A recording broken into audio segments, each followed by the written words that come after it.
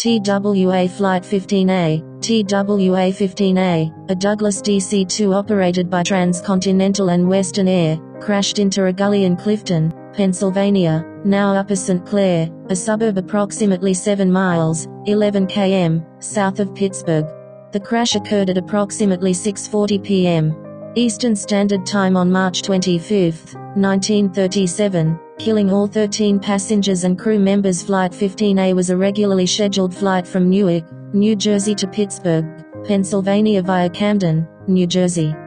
This accident marked the third fatal crash of a commercial airliner in the Pittsburgh area within a single year's time.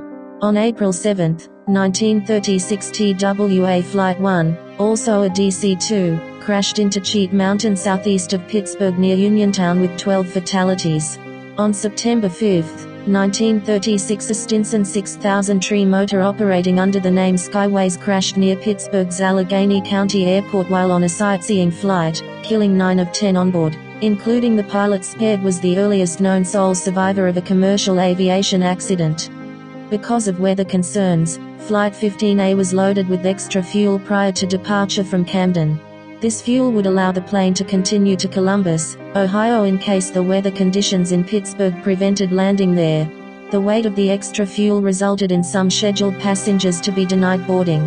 Despite the weather conditions, Flight 15A proceeded normally. Following normal protocol, it followed the radio beacon to the Allegheny County Airport. Contacting the control tower, Captain Larry Bonnet was advised to continue west and reduce altitude before turning back for a final approach. This was the last communication with the aircraft. Another TWA plane, Flight 6 from Columbus, was approaching the Allegheny County Airport at an altitude of 2,000 feet. The pilot of this flight, A.M.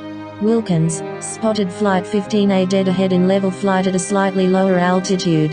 Captain Wilkins observed that Flight 15A appeared to initiate a left turn but instead began a series of leftward spirals before crashing into the ground nose first.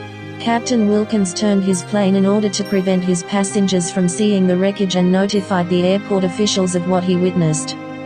Due to the location of the crash, a number of witnesses were in the vicinity and were able to quickly respond to the accident. These witnesses reported finding a heavily damaged aircraft and no survivors.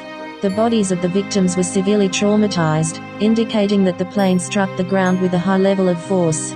A number of the initial responders noted a layer of ice on the control surfaces of the DC-2. Despite the presence of fuel, no fire occurred. An initial inquiry was held in Pittsburgh by the Bureau of Air Commerce. In addition to the testimony of Captain Wilkins, other pilots related their experience with ice accumulation on their planes upon approach to Allegheny County Airport on the evening of the fatal crash. A number of witnesses also reported observing ice on the wings and ailerons of the wreckage of Flight 15A.